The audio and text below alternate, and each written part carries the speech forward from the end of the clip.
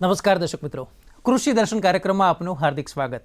મિત્રો, છેલ્લા કેટલાક વર્ષોમાં આપણે ખૂબ જ મોટી માત્રામાં અનાજ, કઠોળ, શાકભાજી કે ફળ ફળાદીનું ઉત્પાદન મેળવતા થયા છે. કૃષિ ક્ષેત્રે એક પ્રકારે આપણે કહી શકાય કે હવે આપણે આત્મનિર્ભર થયા છે. તો બીજી બાજુ ખેડૂતો વધુ ઉત્પાદન મેળવવા માટે જમીનમાં વધુને વધુ માત્રામાં અથવા તો જરૂર કરતાં વધુ પ્રમાણમાં રાસાયણિક ખાતર અને જંતુનાશક દવાઓનો છંટકાવ કરવા લાગ્યા. સ્થિતિ એવી થઈ કે હવે જમીનનું દોહનને બદલે આપણે શોષણ કરતા થયા. તો વળી ખેત ઉત્પાદનમાં વધુ પડતા રસાયણને કારણે કેન્સર અને અન્ય ગંભીર રોગો અને તેની આડઅસર છે તે મનુષ્યમાં જોવા મળી રહી છે. આપણે ભૂલી ગયા કે ધરતી એ જમીન એ જીવંત છે અને તેને હરીભરી રાખવી એ આપણી જરૂર છે. ત્યારે આ પરિસ્થિતિમાંથી આપણને બહાર કાઢવામાં, ગંભીર રોગોથી બચાવવામાં અને જમીનને ફરી એકવાર રસકસવાળી બનાવવાનો માર્ગ આપણને આપ્યો છે પ્રાકૃતિક ખેતીએ, જેને કારણે ખેડૂત તેની જમીન અને પાક ઉત્પાદનને લઈને વધુ સજાગ બન્યો છે. તો મિત્રો, સૌ પ્રાકૃતિક ખેત ઉત્પાદન અપનાવે અને પ્રાકૃતિક જીવન તરફ આપણે આગળ વધીએ તેવા પ્રયાસ કરવા છે. તો આ જ વિષય પર આજે આપણે ચર્ચા કરવી છે. આજનો આપણો વિષય છે પ્રાકૃતિક ખેતીથી પ્રાકૃતિક જીવન. અને આ વિષય પર માર્ગદર્શન આપવા માટે દૂરદર્શનના સ્ટુડિયોમાં આપણી સાથે ઉપસ્થિત છે ધીરુભાઈ બી ગોટી સાહેબ, કે જેઓ ફેકલ્ટી મેમ્બર છે national institute of cooperative management ગાંધીનગરથી. ગોટી સાહેબ, આપનું ખૂબ ખૂબ સ્વાગત છે. નમસ્કાર. નમસ્કાર સાહેબ, જ્યારે પ્રાકૃતિક ખેતીની વાત કરીએ છીએ અને પ્રાકૃતિક ખેતી થકી આપણા જીવનને પ્રાકૃતિક કરવાની વાત છે, તો સૌથી પહેલાં આપણે દર્શકોને એ જણાવવું છે કે સામાન્ય ખેતી અને પ્રાકૃતિક ખેતી એમાં શું ફરક છે? દર્શક મિત્રો, આપ સૌ ખેતી કરો છો અને વર્ષોથી ખેતી કરતા આવ્યા છો, પણ આપણા બાપદાદા જે ખેતી કરતા હતા તે અને આજે આપણે જે ખેતી કરી રહ્યા છીએ તે આપણે ધીરે ધીરે કુદરતથી દૂર જતા જઈએ છીએ.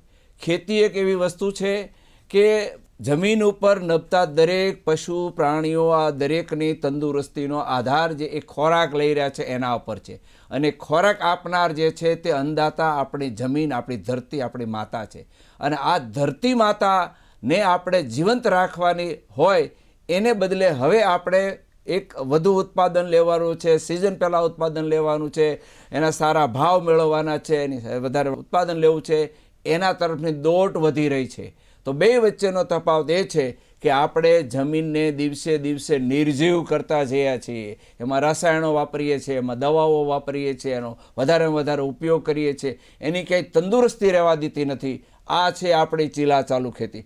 પ્રાકૃતિક ખેતીની જો વાત કરીએ તો કુદરતે જે આપેલા સંસાધનો છે એમાંની એક જમીન, અને જમીનની અંદર રહેલા પોષક તત્વો જે કુદરતે આપેલા છે એની અંદર રહેલા જે બેક્ટેરિયા છે તે બેક્ટેરિયાને જીવંત રાખવા, તે બેક્ટેરિયાનું પ્રમાણ વધારવું, તે બેક્ટેરિયાની ગતિશીલતા વધારવી અને જમીનની અંદર રહેલા પોષક તત્વો છે આપણો છોડ સરસ રીતે લઈ શકે એ માટેની ખેતી પદ્ધતિ કરવી, આને પ્રાકૃતિક ખેતી કહેવાય છે. બિલકુલ સાહેબ, જ્યારે આ વિષય પર આપણે વાત કરીને તો ઘણીવાર એમ થાય કે ભાઈ અમે તો વર્ષોથી આ રીતે ખેતી કરી રહ્યા છે ને હવે અચાનક બદલાવ લાવવાની જરૂર શું કામ પડી? થોડી એની માહિતી આપશો. મિત્રો, આપ જાણો છો કે અચાનક બદલાવ લાવવાની જરૂર એટલા માટે છે કે આપણે જે કંઈ ખોરાક ખાઈએ છીએ ને એ ખોરાક ઉપર આપણી તંદુરસ્તીનો આધાર છે. દરેક જીવ માટે, પશુ, પક્ષી, પ્રાણી, માનવ, આ દરેક જીવની તંદુરસ્તીનો આધાર જે ખોરાક લેવાય છે એના ઉપર છે. આપણે કહેવત છે ને કે અન્ન એવો ઓડકાર.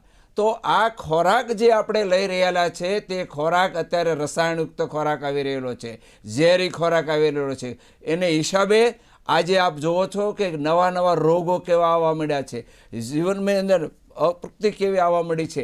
જેમ માં છે ને એના બાળકને જન્મ આપે છે તો જો માં તંદુરસ્ત હોય તો તંદુરસ્ત બાળક જન્મે છે, એમ આપણી પૃથ્વી, આપણી ધરતી, આપણી માં છે એને તંદુરસ્ત રહી નથી. અને એ તંદુરસ્ત રહેશે તો એનો જે ઉત્પાદન આવશે એ આપણને તંદુરસ્ત આવશે. આપણે નવા રોગ તરફ વળી રહ્યા છે.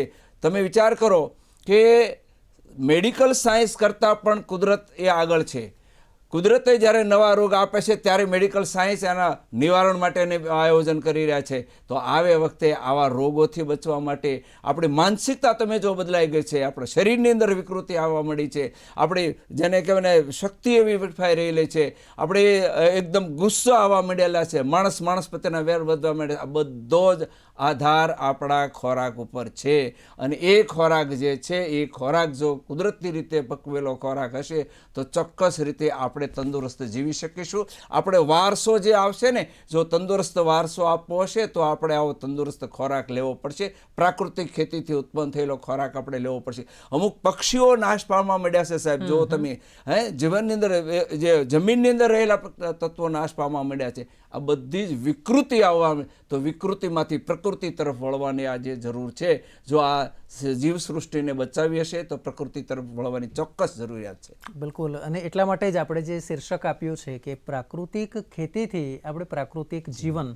એ સમય હતો જ્યારે આપણે વાત કરી ને કે આપણે કે જે ઘરડા લોકો અથવા જૂની પેઢીના લોકો હતા, એ લોકોની તંદુરસ્તીનું રાજ આજે પણ આપણે જોઈએ છીએ કે તેઓ એકદમ આજે પણ ફિટ હોય, વહેલી સવારે ઉઠી જવું, એ એમની જે દૈનિક ક્રિયા હતી, તો કહી શકાય કે તે ખોરાક અને આજનું જે જંક ફૂડવાળો ખોરાક, ક્યાંક એની પણ આપણને અસર જોવા મળે છે. ચોક્કસ આજનો ખોરાક આપણે જોઈએ ને એ ખોરાક જો જે પહેલાં જે વાત કરું હું આપને કે પ્રાકૃતિક ખેતીની સાહેબ આપણે વાત કરવામાં આવે તો શરૂઆત જ્યારે ખેતીની થઈ ત્યારે આપણે ગાયના છાણનો ઉપયોગ ખેતીમાં થતો હતો, જમીનને આપવામાં આવતો હતો, ગાયના ગૌમૂત્રનો ઉપયોગ કરવામાં આવતો હતો, જે છાણિયું ખાતરનો ઉપયોગ કરવામાં આવતો હતો અને એના દ્વારા જ આપણે પાક ઉત્પન્ન લેવામાં આવતું. કોઈ કેમિકલ, કોઈ રાસાયણિક કંઈ વપરાશ થતો જ નહોતો. અને એને હિસાબે શું થતું હતું કે જમીનની અંદર જે કાંઈ બેક્ટેરિયા હતા, જે કાંઈ પોષક તત્વો હતા, કુદરતી રીતે એને મળી રહેતા હતા.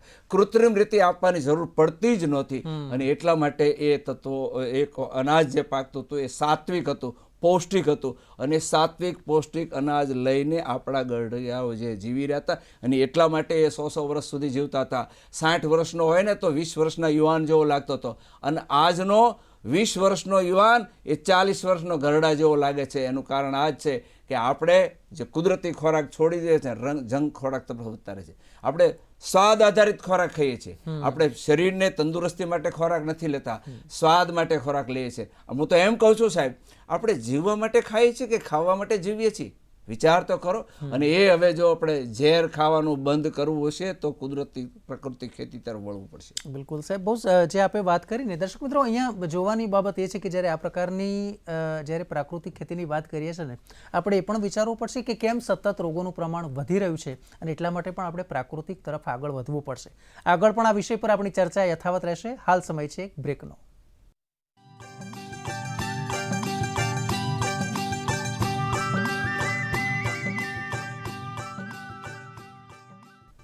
તો બ્રેક બાદ આપનું સ્વાગત છે. આપણી સાથે ધીરુભાઈ ગોટી સાહેબ છે. પ્રાકૃતિક ખેતી વિષય પર આપણે ચર્ચા કરી રહ્યા છે. સાહેબ, બ્રેક પહેલાં જે આપણે વાત કરવી કે આપણે આ રોગોથી બચવા માટે પણ હવે પ્રકૃતિ તરફ એની વધારે નજીક જવું પડશે. પ્રકૃતિ જે આપે છે તે આહાર આપણે લેવો પડશે. વધારાના રસાયણો આપણે દૂર કરવા પડશે, ત્યજવા પડશે. એક બાબત આપની પાસેથી એ જાણવી છે કે જે ખેડૂત છે એને એમ થાય કે મારે હવે પ્રાકૃતિક તરફ વળવું છે, એને એક પ્રશ્ન થાય છે કે સાહેબ 2-3 વર્ષ તો કદાચ મને નુકસાન જાય, તો એ મારે એનું મેનેજ કઈ રીતે કરવું, અને પ્રાકૃતિક ખેતીના પાસાઓ કયા કયા છે? મિત્રો, આપ સૌ ખેતી કરો છો અને આપને ખબર જ છે કે ખેતીની અંદર શું શું કામગીરી કરવાની થતી હોય છે. તો સૌથી પહેલું આપણી જમીનને જો તંદુરસ્ત કરવી હોય તો જમીનમાં આપણે દેશી ગાયનું છાણ અને ગૌમૂત્રનો ઉપયોગ કરવાનો છે. દેશી ગાયનું છાણ અને ગૌમૂત્ર જો જમીનને આપવામાં આવશે તો દેશી ગાયના છાણની અંદર કરોડો બેક્ટેરિયા રહેલા છે, અને આ બેક્ટેરિયા જમીનમાં ઉમેરાશે અને એને હિસાબે જમીનમાં રહેલા પોષક તત્વો જે છે એ છોડને લભ્ય રૂપમાં મળશે.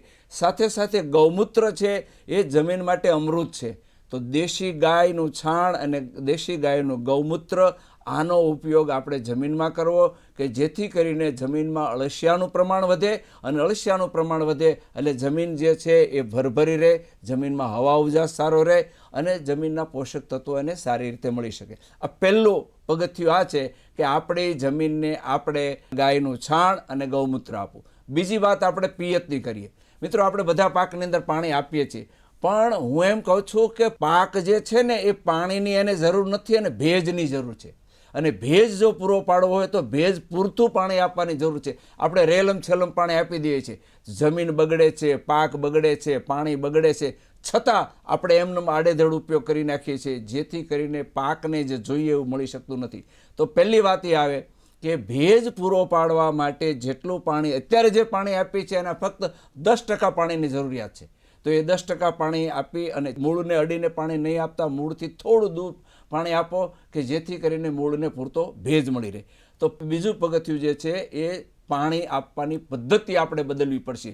પિયત આપવાની પદ્ધતિ બદલે પાણી આપવા માટે નહીં, એને ભેજ પૂરો પાડવા માટે પાણી આપવાનું. ત્રીજી બાબતની વાત કરું તો ત્રીજી બાબતની વાત એ છે કે એને મલ્ચિંગ કહેવામાં આવે છે, એને એમને કવર કરવામાં આવે છે, આચ્છાદન કરવામાં આવે. આચ્છાદન કરવા પાછળનો આશય એ છે કે જમીનમાં જે કાંઈ ભેજ છે તે ભેજ જળવાઈ રહે. બીજું, જમીનનું ઉષ્ણતામાન જળવાઈ રહે. ત્રીજું, જમીનને અંધારું રહે તો જેની અંદર રહેલા અળસિયા છે એની ગતિવિધિ વધી જાય છે. અને સાથે સાથે જે આચ્છાદન કરવામાં આવે તો આચ્છાદનથી ઉષ્ણતામાન જળવાતા મૂળની આજુબાજુમાં જે કાંઈ પોષક તત્વો છે તે પોષક તત્વો સરળતાથી છોડ મેળવી શકે છે. તો ત્રીજું પગથિયું જે છે એ આચ્છાદન. આચ્છાદન એટલે આપણે ખેત પેદાશની અંદર જે ઘાસ ફૂસ કચરું જે કાંઈ છે એને ઉપર પાથરી દઈએ કે જેથી કરીને છે જમીનનું ઉષ્ણતામાન જળવાઈ રહે, ભેજ જળવાઈ રહે અને અંદર રહેલા જે બેક્ટેરિયા છે એની ગતિવિધિ વધે. ચોથી બાબતની વાત કરું તો મિશ્ર પાક. મિશ્ર પાક બહુ જ અગત્યની બાબત છે. મિશ્ર પાક એને આપણે જે મુખ્ય પાક વાવીએ છીએ એ મુખ્ય પાકને જે પોષક તત્વોની જરૂર પડે છે તે પોષક તત્વો બહારથી આપવાના નથી. એ પોષક તત્વો પૂરા પાડવા માટે બાજુમાં એને એવો પાક વાવો કે જેથી કરીને એ પાક પોતે, પાકમાં એવી શક્તિ છે કે હવામાંથી નાઇટ્રોજન ખેંચે છે અને જમીનને પૂરો પાડે છે. દાખલા તરીકે મગફળી છે, કઠોળ પાક છે, સોયાબીન પાક છે કે જે જમીનને રાઇઝોબિયમ ને એઝોટોબેક્ટર કલ્ચર પૂરું પાડે છે. એને હિસાબે શું થાય કે જમીનની અંદર રહેલા બેક્ટેરિયા છે એની ગતિવિધિ વધે, જમીનમાં બેક્ટેરિયાનું પ્રમાણ વધે અને જમીનમાં બેક્ટેરિયાનું પ્રમાણ વધે એટલે જે કાંઈ પોષક તત્વો છે એ પોષક તત્વો ખૂબ સારી રીતે છોડ લઈ શકે છે. ઘણીવાર થાય છે શું, પોષક તત્વોનો ભંડાર ભર્યો છે પણ આ વાતાવરણ નથી પૂરું પડતું, એને હિસાબે છોડ લઈ શકતો નથી અને આપણને એમ થાય કે આપણે ઘણું બધું આપીને કાંઈ પાકતું નથી. તો બહારથી કોઈ પોષક તત્વો આપવાની જરૂર નથી. મિશ્ર પાક વાવો તો મિશ્ર પાકને બે ફાયદો, એક તો મેઇન પાક આપણે લેવા છે, સાથે સાથે જે મિશ્ર પાક વાવ્યો છે એમાંથી પણ આપણને ઉત્પાદન મળશે અને આપણી જમીનમાં પોષક તત્વોની વૃદ્ધિ થશે અને જમીન છે વધારે સાત્વિક બનશે. અને ત્યાર પછીનું પગથિયું છે કેશાકર્ષણ. મિત્રો આપ જાણો છો કેશાકર્ષણનો અર્થ એમ થાય કે છોડના જે મૂળ છે તે મૂળ કેશાકર્ષણથી પોતાનો ખોરાક મેળવે છે. તો એની આજુબાજુ એને કેશાકર્ષણની કામગીરી સરળ રીતે થઈ શકે એટલા માટે જમીનના જે બે તત્વો, જે બે ઘટક જે છે એ બે વચ્ચે હવા અને ભેજનું પ્રમાણ જળવાવું જોઈએ. ભેજ અને હવા 50-50% હવા અને 50% ભેજ હોય તો એ છોડનો મૂળ છે કેશાકર્ષણથી સારી રીતે ખોરાક મેળવી શકે છે. પણ થાય છે શું કે આપણે અતિ પાણી ભરી દઈએ છીએ. પાણી ભરી દઈએ છીએ એટલે ભેજો થઈ જાય છે, ભેજ વધી જાય છે, હવાનું પ્રમાણ રહેતું નથી એટલે પોષક તત્વો છોડ લઈ શકતો નથી. પોષક તત્વોનો ભંડાર છે પણ પાણી ભરી દીધું છે આપણે. એટલા માટે કેશાકર્ષણની પ્રવૃત્તિ કામગીરી જે છોડ સારી રીતે કરી શકે એટલા માટે કેશાકર્ષણ માટે એને એ મહત્તા પૂરી પાડવાની છે. હવા, જમીનમાં હવાની અવરજવર પૂરી થાય એટલા માટે એને આપવાનું છે. ભેજ અને હવાનું પ્રમાણ બરાબર જાળવવાનું અને એને હિસાબે કાર્બનનું પ્રમાણ જળવાઈ રહે છે અને કાર્બનનું પ્રમાણ જળવાઈ રહે એટલે આપણો છોડ છે એ તંદુરસ્ત રહે છે. આ 5 પદ્ધતિ છે મિત્રો અને આ 5 પદ્ધતિ આપણે માવજત આપીએ જ છીએ, પાણી પણ આપણે આપીએ છીએ અને મિશ્ર પાક પણ આપણે કરીએ છીએ. પણ આ 5 પદ્ધતિમાં આટલો ફેરફાર કરીએ અને આમૂળ પરિવર્તન લાવીશું તો જ આપણી જમીન તંદુરસ્ત રહેશે. સાહેબ, આપણે જે વાત કરીને સમગ્ર કે આ જે પાસા છે તેના પર આપણે ખૂબ જ ધ્યાન આપવું જરૂરી છે. હવે કોઈ વર્ષોથી જે ચીલાચાલુ પદ્ધતિથી ખેતી કરે છે એ જ પ્રમાણે નિયમિત એની પાણીની વ્યવસ્થા હોય એ કરે છે, સિંચાઈની વ્યવસ્થા કરે છે, ખાતરની વ્યવસ્થા કરે છે. પણ હવે આને જો પ્રાકૃતિક તરફ વળવું છે તો પહેલું સ્ટેપ કયું? પ્રાકૃતિક તરફ વળવા માટે સૌથી પહેલું સ્ટેજ એ છે કે આપણે રાસાયણિક ખાતર આપવાનું બંધ કરો. રાસાયણિક ખાતર જમીનને આપવાનું નથી, બહારથી કોઈ પોષક તત્વો આપવાના નથી. બીજી બાબત, જ્યારે પણ આપણા પાકની અંદર રોગ જીવાત આવે છે ત્યારે રાસાયણિક દવાઓ છાંટવાનું બંધ કરી દો. રાસાયણિક દવા નહીં છાંટવો. જ્યારે તમને એમ થાય કે ભાઈ આનું ઉત્પાદન મળતું નથી તો શું કરવું? આપણે ઘન જીવામૃત છે, પ્રવાહી જીવામૃત છે, બીજામૃત છે, અશ્વગંધી છે. જ્યારે આપણા પાકને પોષક તત્વો પૂરા પાડવાની વાત આવે ત્યારે ઘન જીવામૃત અને બીજામૃતનો ઉપયોગ કરો. ઘન જીવામૃત કેમ બનાવવાનું છે? જેની અંદર દેશી ગાયનું છાણ આવે છે, ગૌમૂત્ર આવે છે, ગોળ આવે છે, કાળી માટી આવે છે, એને મિક્સ કરવાનું હોય છે, મિક્સ કરીને રાખી મૂકવાનું હોય છે. આપણો છોડ જે છે ને એના માટેનો આ જ ખોરાક છે અને એ ખોરાક એને આપવાનો છે. આને આપણે ઘન જીવામૃત કહીએ છીએ. પ્રવાહી જીવામૃત પણ આપણે બનાવી શકીએ છીએ. પ્રવાહી જીવામૃત જ્યારે પાણી આપો છો એની સાથે તમે આપી શકો છો. એ જ આપણા છોડ છે એના માટેનો ટોનિક છે અને આપણી જમીનની તંદુરસ્તી માટેનું એ મુખ્ય તત્વ છે. તો બીજામૃતનો ઉપયોગ કરો, ઘન જીવામૃતનો ઉપયોગ કરો, પ્રવાહી જીવામૃતનો ઉપયોગ કરો. અને જ્યારે આપણા પાકની અંદર રોગ આવે છે ત્યારે એના માટે પણ જે દવાઓ આપણે બહારથી લાવવાની જરૂર નથી સાહેબ. એની દવાની માટે આપણે આંકડો છે, રૂડો છે, આનો ઉપયોગ કરો છો, ગોળ છે, આ બધાનો ઉપયોગ કરી અને એક દવા બનાવવામાં આવે છે. લીમડો નાખીને દવા બનાવો અને એને સડેલું જે તત્વ તૈયાર થયેલું છે એને ગાળી અને આપણા છોડને આપવામાં આવે તો સાહેબ છોડને કોઈ નુકસાન ન કરે અને આપણો રોગ જીવાત છે ને એ મટી જાય છે. એટલે આપણે બે વસ્તુ છે, છોડને બચાવવાનો છે, આપણા ઉત્પાદનને નુકસાન ન થાય, આપણે જમીનને નુકસાન ન થાય તે રીતની માવજત આપવાની શરૂઆત હવે આપણે કરવી પડશે. બિલકુલ. અને દર્શક મિત્રો, કહેવાય ને કે જે પ્રમાણે આ રીતે આ તત્વોને તેમાં ઉમેરવામાં આવે તો ચોક્કસથી કહી શકાય કે જે સારા બેક્ટેરિયા છે એ જમીનને વધારે સારી બનાવે છે ને કોઈ નુકસાન નથી થતું. દર્શક મિત્રો, આગળ પણ આપણી ચર્ચા યથાવત રહેશે. હાલ સમય છે એક બ્રેકનો.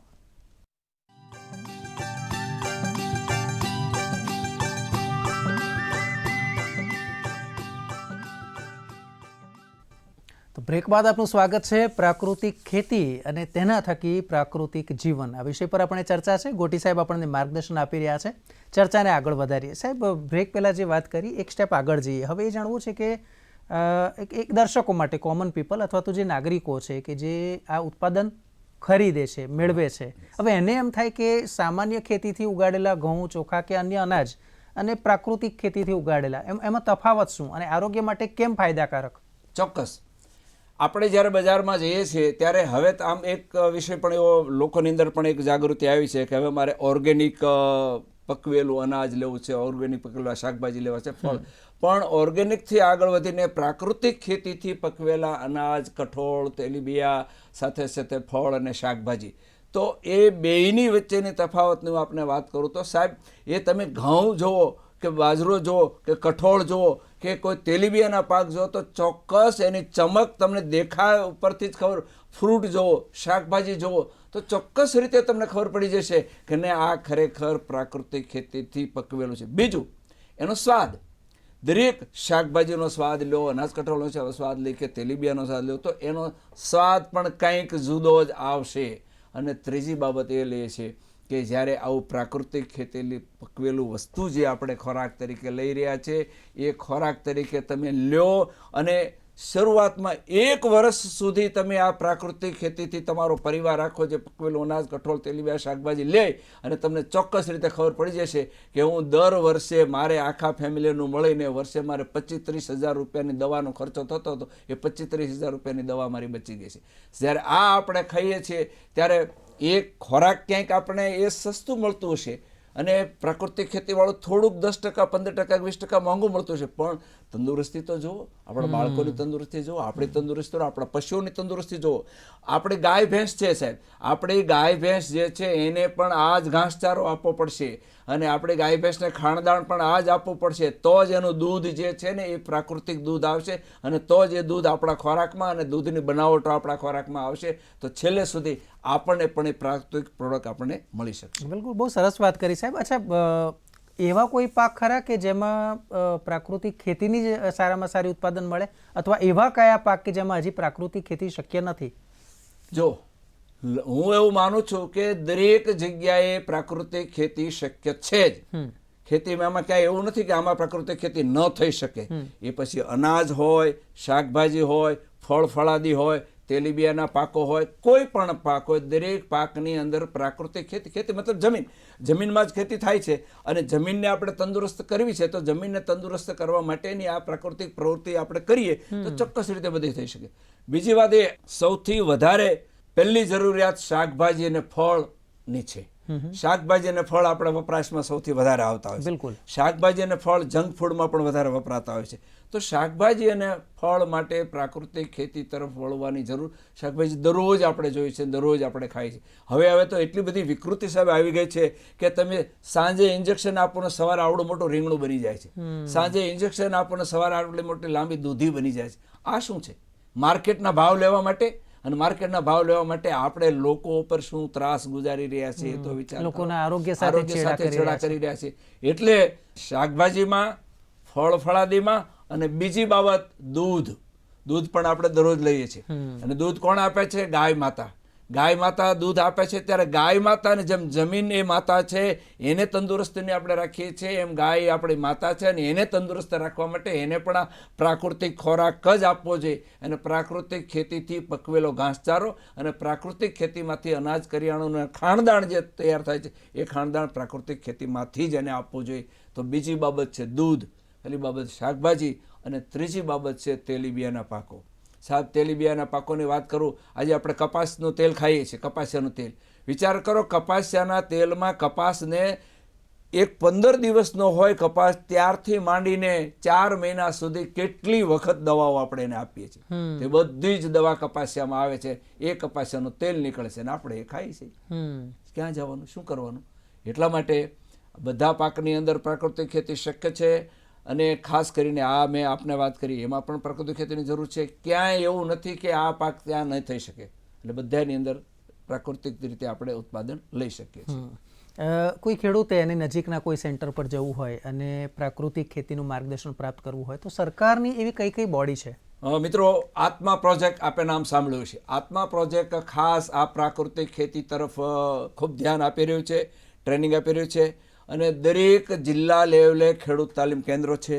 દરેક જિલ્લા લેવલે જિલ્લા ખેતીવાડી અધિકારી છે, બાગાયત ખાતાના અધિકારીઓ છે, અને સાથે સાથે કૃષિ યુનિવર્સિટી જે છે, કૃષિ યુનિવર્સિટીના પણ તાલીમ કેન્દ્રો છે. આપણી પાસે કૃષિ યુનિવર્સિટીઓ 4 ઝોનની અંદર આવેલી છે, એના પણ તાલીમ કેન્દ્રો છે. એટલે ખેડૂતને પ્રાકૃતિક ખેતીનું માહિતી માર્ગદર્શન જોતું હોય તો આત્મા પ્રોજેક્ટની કોઈ પણ ઓફિસમાંથી મેળવી શકશે, કૃષિ યુનિવર્સિટીની કોઈ પણ ઓફિસમાંથી મેળવી શકશે. એ અંગેની તાલીમ લેવાની થતી હોય તો એના તાલીમ કેન્દ્રોમાંથી તાલીમ પણ મેળવી શકે છે. અને ખાસ કરીને આપ જાણો છો કે આપણા ગુજરાતના રાજપાલ મહામહિમ આચાર્ય દેવવ્રત સાહેબ કે જેઓ પ્રાકૃતિક ખેતી પર ખૂબ ધ્યાન આપી રહ્યા છે અને પ્રાકૃતિક ખેતી તરફ વળી રહ્યા છે, અને એને પ્રોત્સાહન કરવા માટે શિબિરો પણ કરી રહ્યા છે. અને ખેતીવાડી ખાતા અને બાગાયત ખાતા અને આત્માને ખાસ એ કહે છે કે પ્રાકૃતિક ખેતીનો સંદેશો ખેડૂત સુધી પહોંચાડવાના પ્રયત્નો થઈ રહ્યા છે. બિલકુલ. તો હું માનું છું સાહેબ આપે જે આ માર્ગદર્શન પૂરું પાડ્યું, ચોક્કસથી જે ખેડૂત મિત્રો છે કે જે પ્રાકૃતિક ખેતી વિશે વિચારે છે એમને પણ થાય કે હવે ચોક્કસથી પ્રાકૃતિક જ કરાય. પોતાના શરીરનું ને સાથે સાથે જે તેમનું ઉત્પાદન ખાશે તેમના પણ આરોગ્યની એક પ્રકારે રક્ષા કરશે.